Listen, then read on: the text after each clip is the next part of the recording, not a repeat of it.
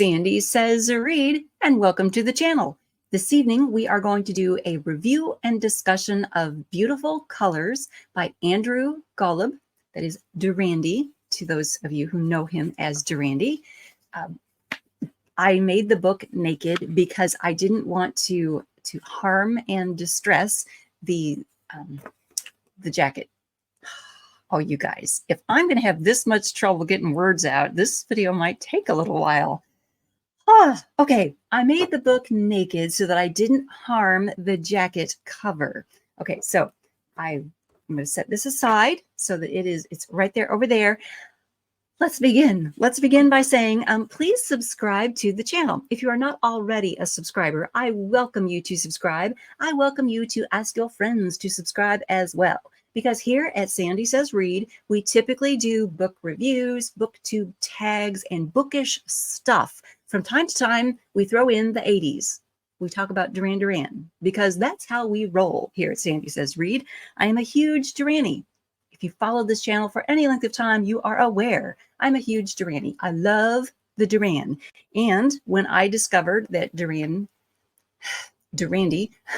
when I discovered that Andrew had this book, Beautiful Colors, I was like, oh my gosh, how do I get my hands on that book? So I reached out to him, and that is how you get a copy of this book. You reach out to contact@durandy.com. We did an unboxing of Beautiful Colors here on the channel. I'll put a link to that in the drop-down box below. There was some Duran stories that went at the beginning of that unboxing. We won't rehash Duran stories. You guys know I do Duran stories usually at the beginnings of these Duran videos. We'll skip that because there are probably going to be some Duran stories throughout this review. We're going to sprinkle them in. Buckle up. Here we go. All right, so we're going to begin with the specs, as we do in these reviews. The specs are, this is a heavy book, okay? This is a hefty monster of a book. This is a coffee table book that is, I mean, it's pretty thick, it's pretty heavy, it is hardcover, glossy pages. So if I can't hold it up through this whole video, we'll see. Maybe I can do that. Maybe I can hold it up and give you the specs at the same time. We're going to give it a try. The specs are, this is Beautiful Colors, the posters of Duran Duran. It is 303 glossy pages. This is by Andrew Durandy Golub.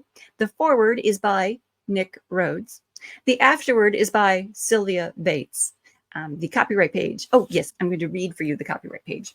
There was so much information on the copyright page that I wanted to make sure I shared that I didn't write it all down in my notes. I'm just going to read it to you. So here we go. Copyright 2013 and 2020. The photography design is by Christine Bourne. And I want to give a huge shout out to Christine Bourne because, oh my gosh, these pictures in here are just, they're lovely. They're gorgeous. The layout is spot on, beautiful, wonderful. Well done. Okay. Editorial consultant and cover design is Galen Garwood. Project consultant is Daniel Harry Stewart. Published in the United States, printing Zimmerman. Is that all good? All right. The website for more information is durandy.com. All right, shall we begin?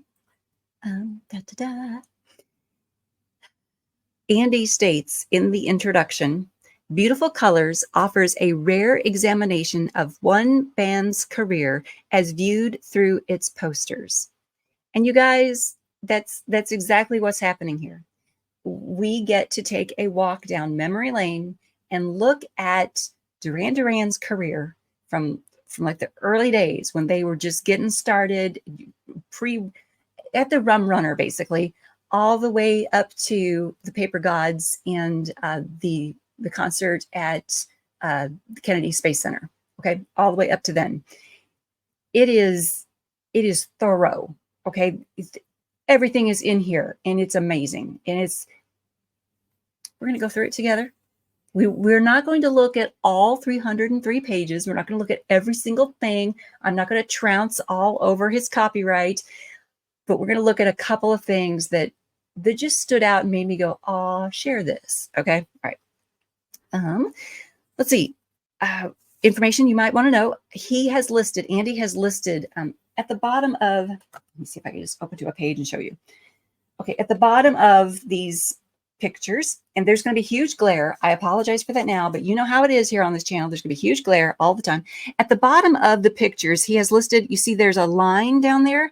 That's not a photo courtesy line. That's an information line. Down there, he has listed the year, the location, and the size for each poster. So he's listed the size of this. This was this A View to a Kill poster, 1985, United States, 27 by 40.75 inches.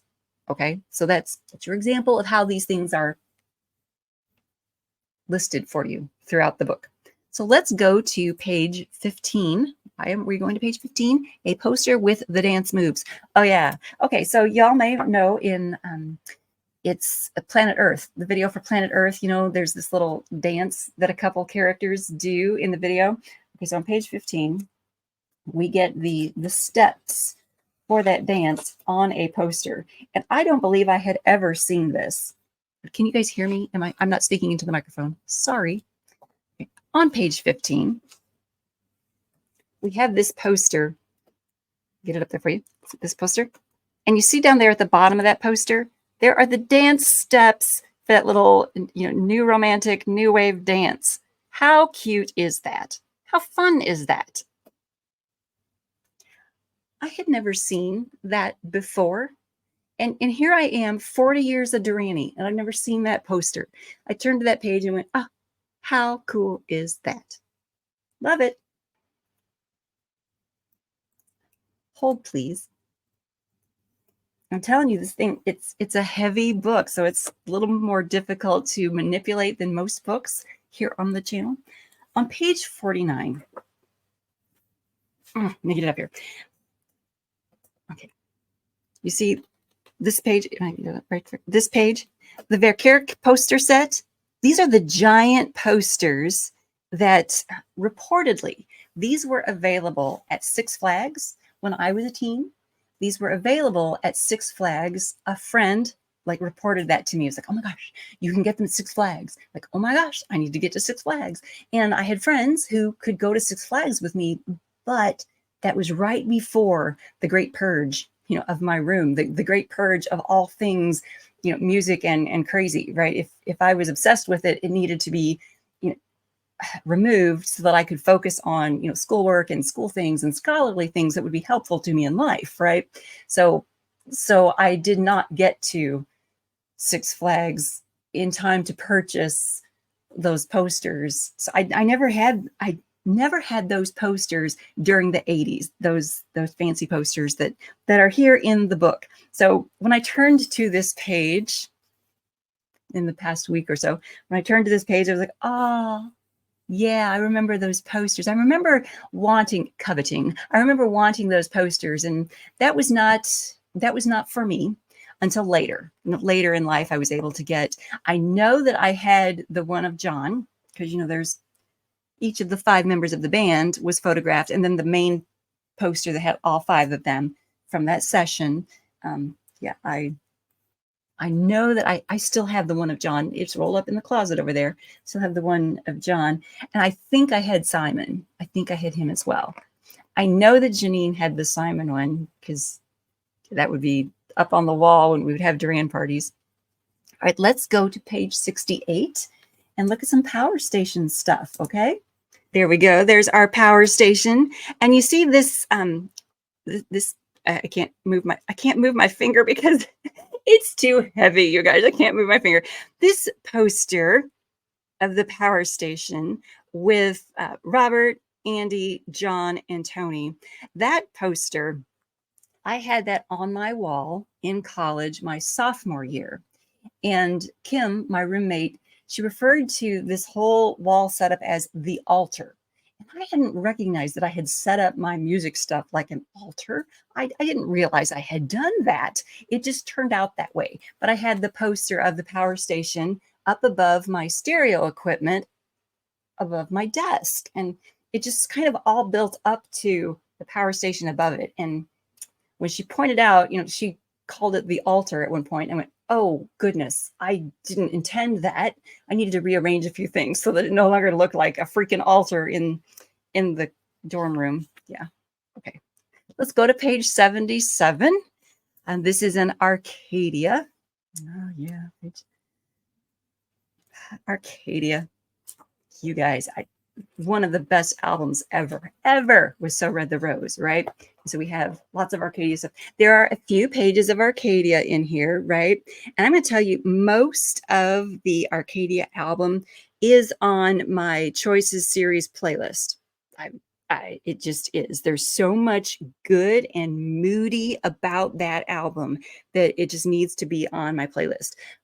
I named like the matriarch for the Time and Family, Arcana Shelled.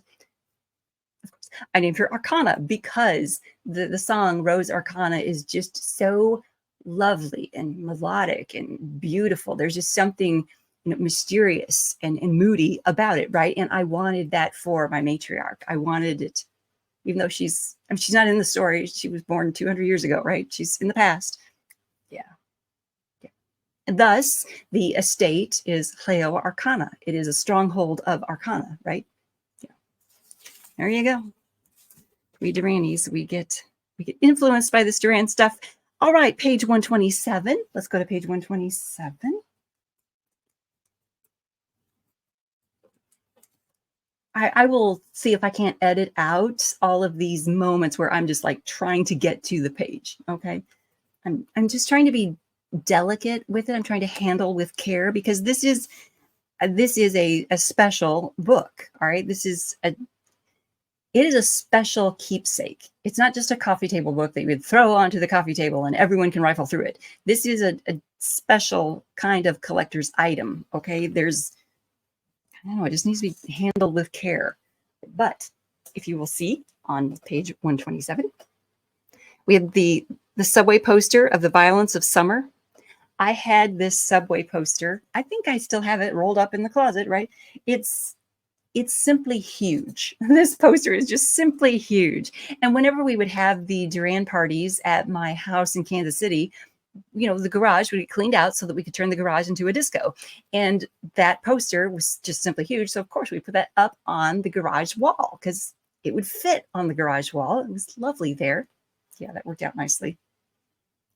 Good times. All right, then page 147.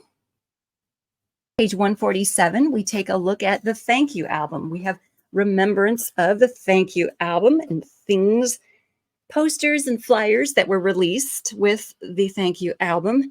This one I'm bringing to our attention because when the Thank You album was released, a radio station in Kansas City played the whole thing at midnight, the night of release or the day of release, right? So stayed up till midnight and I was listening to this thing and just, intrigued by different takes that the band had on different songs.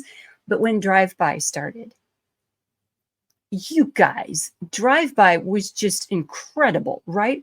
And when the beat hits, when the strings come in, when those strings hit, I began to sob. I would just break down, sob, snot and everything, just sob, cried like an idiot, right? It's just that moving, that beautiful, that lovely. There are still times, if I'm in the right mood, there are still times when those strings come in on that song and I'll tear up. It's just that good. Yeah.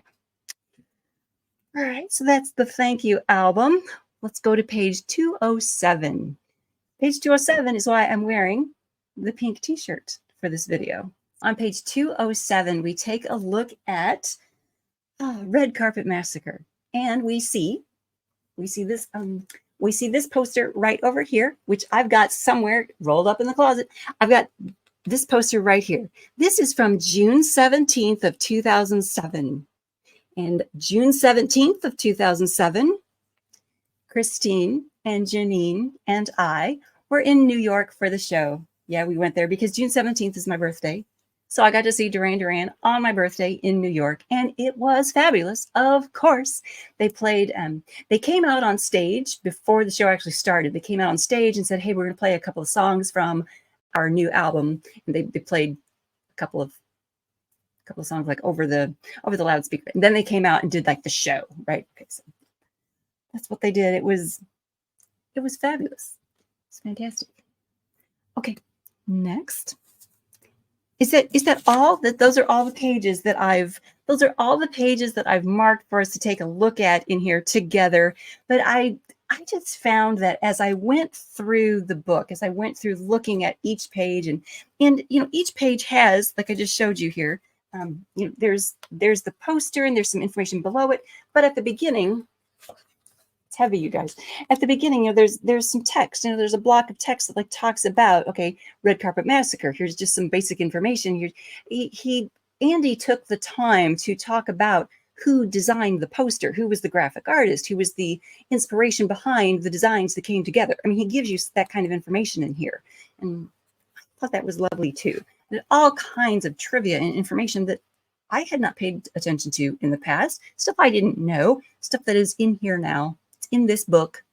It's in this collector's item now.